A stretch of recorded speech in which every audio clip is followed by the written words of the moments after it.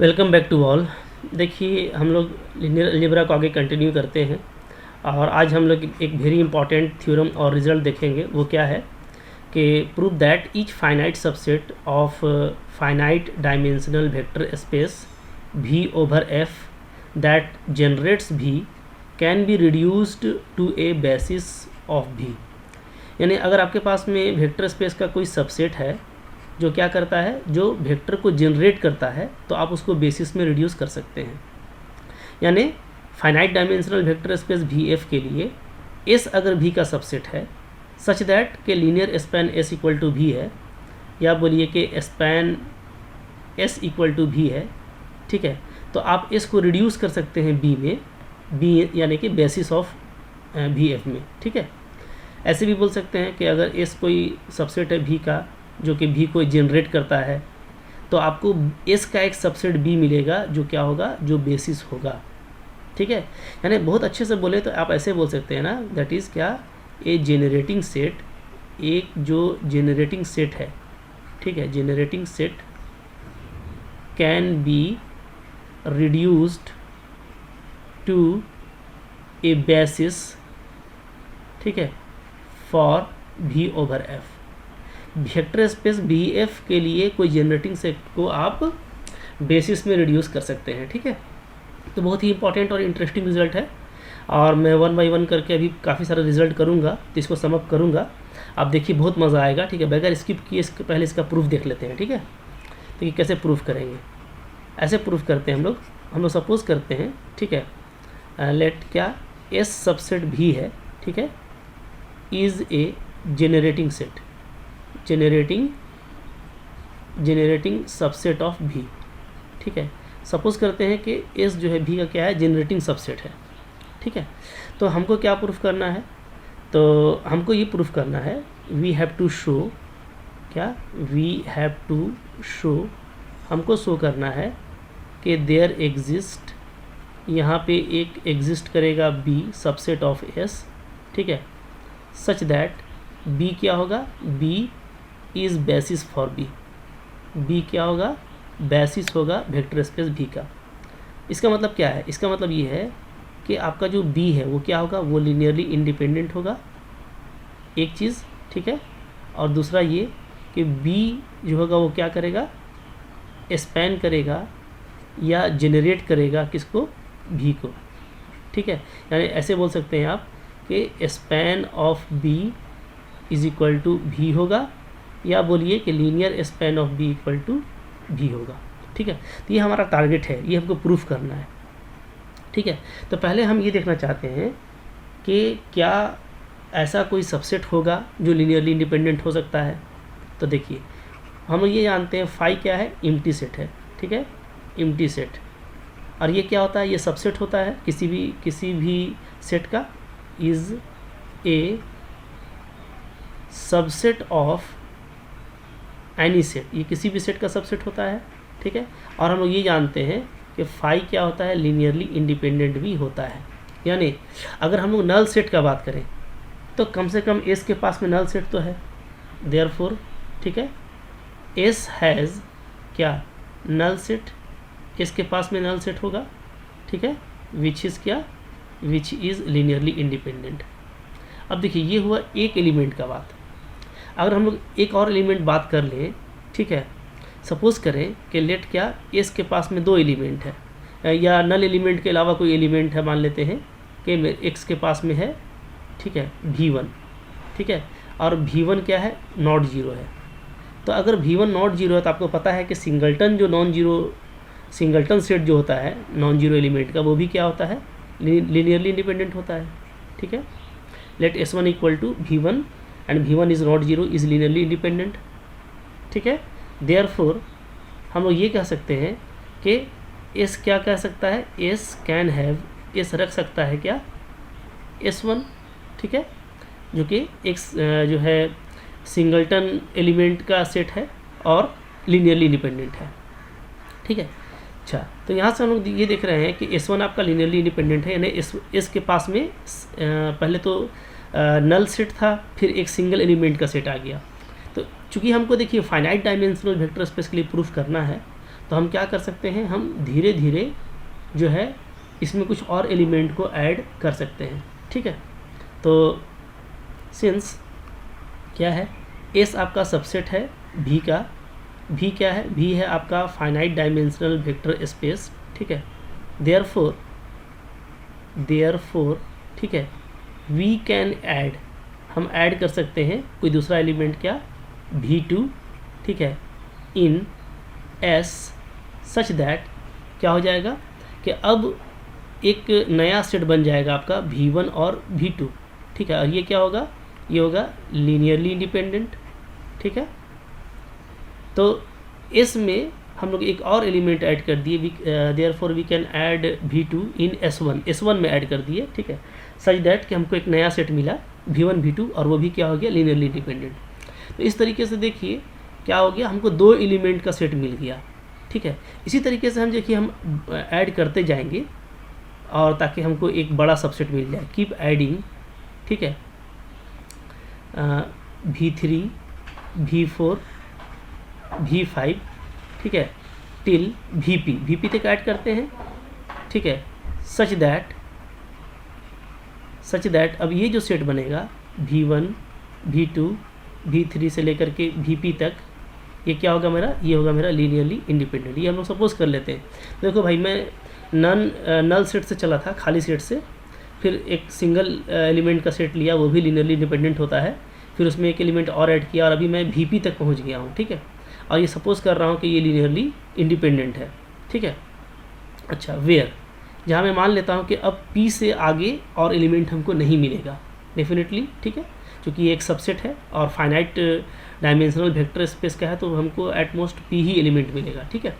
तो वेयर मैं ये सपोज कर लेता हूँ, वेयर क्या, P इज़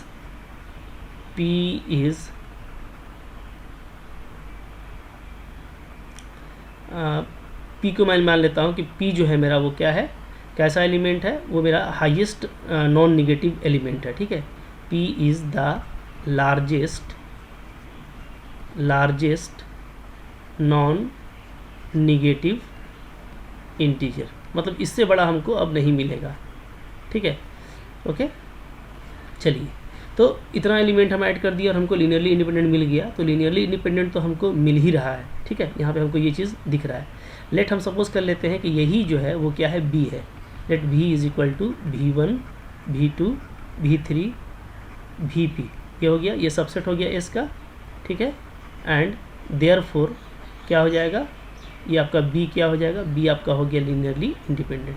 तो जो पहला टास्क था वो हम लोगों का पूरा हो गया कि हमको S का एक फाइनाइट सबसेट मिल रहा है जो क्या है, जो लीनियरली इंडिपेंडेंट है। अब हमको ये दिखाना है नंबर 2 में, क्या दिखाना है, टू शो, हमको ये दिखाना है कि स्पैन ऑफ B जो है ये क्या है, ये इक्वल टू V है, ठीक है, ओके। तो इसके लिए हम ये पहले दिखाएंगे, टू शो क्या, या इसको आप ऐसे भी बोल सकते हैं कि LB इक्वल टू क्या है, B है। तो हम पहले इसके लिए ये दिखाएंगे ना कि LB इक्वल टू क्या है, LS है, ठीक है। ये पहले दिखा देते हैं फर्स्ट, टू शो ये। इसको दिखाने के लिए क्या दिखाना पड़ेगा, दैट इज़ ये कि LB मेरा सबसेट है LS का, ठीक है। और फिर हम ये दिखा देंगे कि LS मेरा सबसेट है LB का। अब बारी बारी से देखते हैं, ठीक है। सिंस देखिए B तो आपका सबसेट है S का, अगर B सबसेट है S का तो डेफिनेटली क्या होगा, LB आपका सबसेट हो जाएगा LS का। ये तो हम लोग जानते हैं ना कि अगर कोई सबसेट है तो जाहिर सी बात है कि जो उसका लीनियर कॉम्बिनेशन है वो भी आपस में सबसेट ज़रूर होगा, ठीक है। चलिए, ठीक है। तो अगर B S का सबसेट है तो जो B में लीनियर कॉम्बिनेशन होगा डेफिनेटली वो S से छोटा होगा, क्योंकि उसी के एलिमेंट का लीनियर कॉम्बिनेशन होता है ना, ठीक है। तो LB सबसेट हो जाएगा LS का। तो पहला चीज़ तो आपका देखिए बहुत आसानी से प्रूफ हो गया, ठीक है। अब दूसरा, अब हम लोगों को क्या दिखाना है, हम लोगों को दिखाना है, ठीक है, it will remain to show, it will remain to show, हमको ये दिखाना है कि LS जो है वो सबसेट है LB का। देखिए इसके लिए हम लोग क्या करेंगे, हम लोग ये करेंगे कि हम लोग S का कोई आर्बिट्ररी एलिमेंट लेंगे और देखेंगे कि वो LB में भी होना चाहिए, ठीक है। तो एल एस सबसेट है एल बी का, ये दिखाना चाहते हैं, ठीक है, ध्यान दीजिएगा।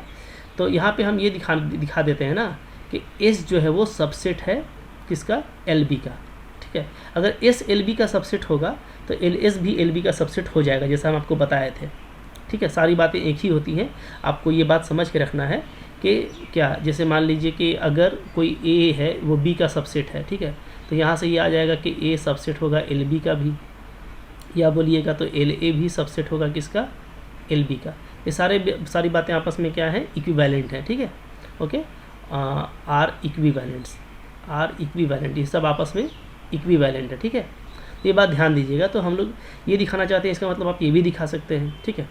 तो यहाँ पे जो आसान है वो मैं लेके चल रहा हूँ, ठीक है। तो अब ये दिखाने के लिए हमको क्या दिखाना पड़ेगा कि इसका कोई भी आर्बिट्रेरी एलिमेंट एल बी में बिलोंग करता है, ठीक है। तो आइए सपोज कर लेते हैं हम लोग यहाँ पे क्या कि लेट कोई एलिमेंट है भी जो बिलोंग करता है एस में, ठीक है, ओके। देन क्या होगा, देन यहाँ पे देखिए, यहाँ पे बहुत इंपॉर्टेंट बात है, क्या होगा, डेफिनेटली यहाँ पे एक चीज़ आराम से होगी, वो ये, ठीक है, क्या होगा, देखिए, ठीक है। तो एक बात आराम से होगी यहाँ पे, देन डेफिनेटली क्या कि अगर भी एस में बिलोंग करता है ना, तो याद रखिए, ठीक है, ये मैं बहुत आपको इंपॉर्टेंट बात बताने जा रहा हूँ, इसको थोड़ा सा अच्छे से समझना है।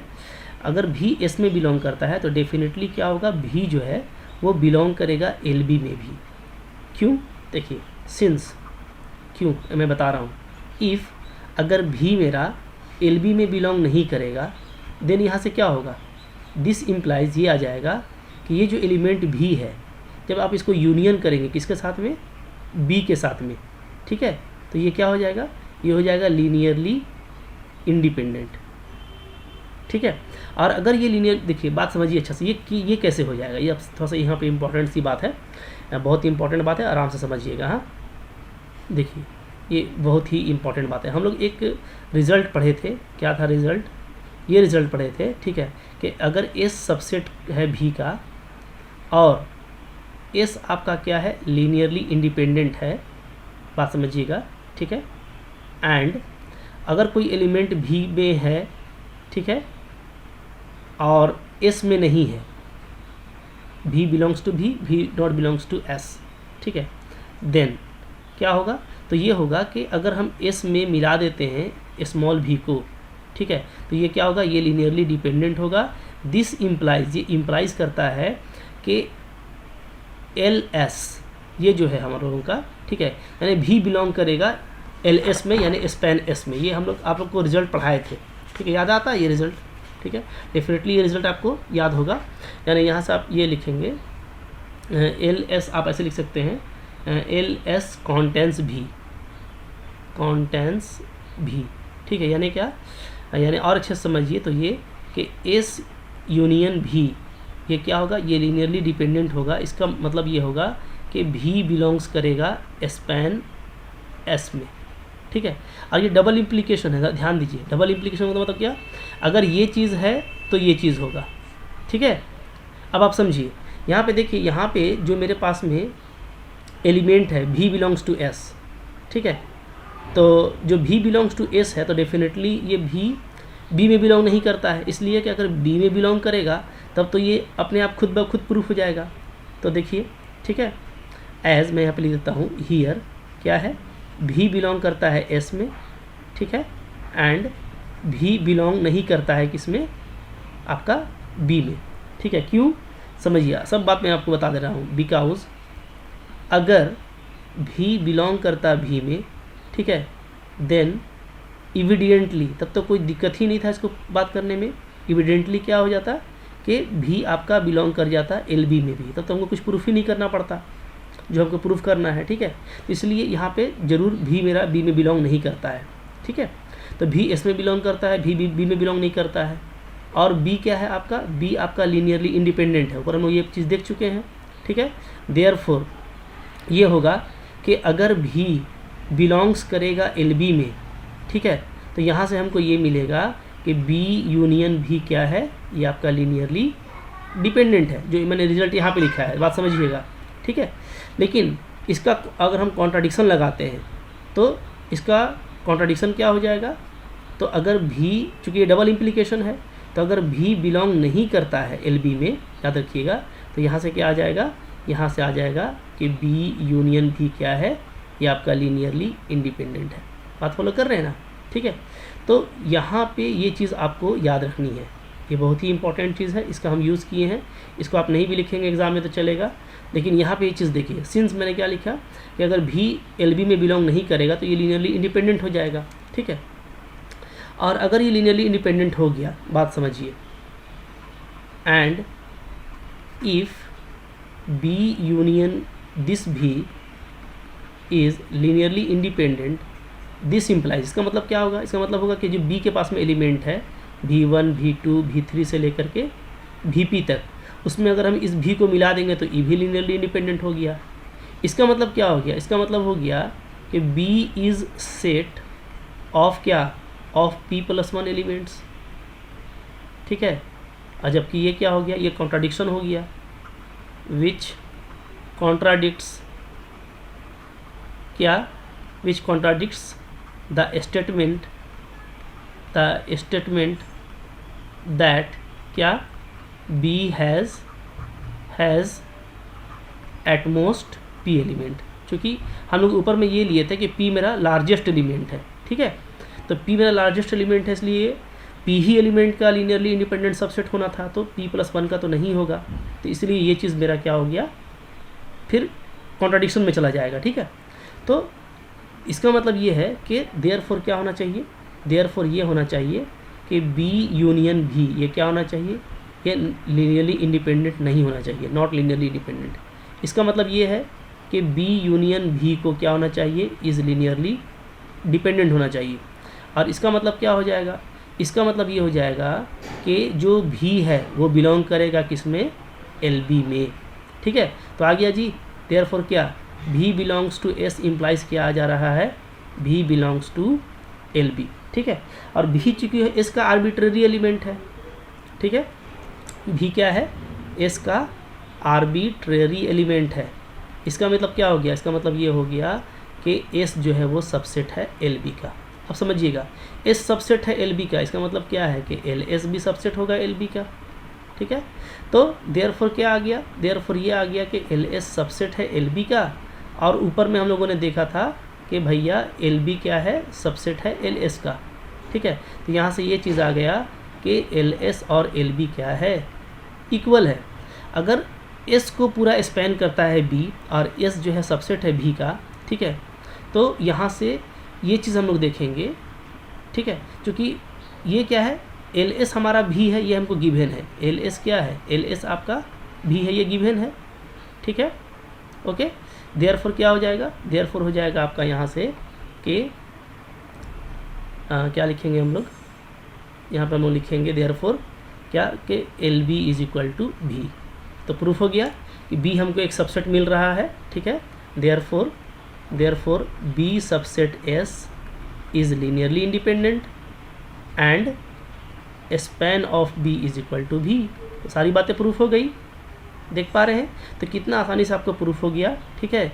यही आपको प्रूफ करना था कि आपको कोई ना कोई जनरेटिंग सेट का एक सबसेट जरूर मिलेगा, जिससे आप क्या कर सकते हैं, जिसको आप बेसिस में रिड्यूस कर सकते हैं। देयरफॉर क्या बोलेंगे आप, देयरफॉर बोलेंगे बी इज़ बेसिस, ठीक है, ठीक है। और हेंस आप क्या लिखेंगे, आप लिखेंगे S can be reduced to a basis B.